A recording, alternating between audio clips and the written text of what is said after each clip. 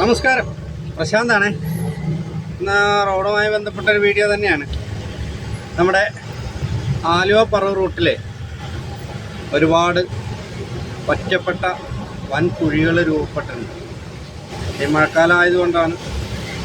അപ്പോൾ നമ്മുടെ two wheelers പ്രത്യേകം ശ്രദ്ധിക്കണം. കാരണം ഒറ്റപ്പെട്ട കുഴിയാകുമ്പോൾ നമ്മുടെ ശ്രദ്ധയിൽ അങ്ങനെ പടർന്നില്ല.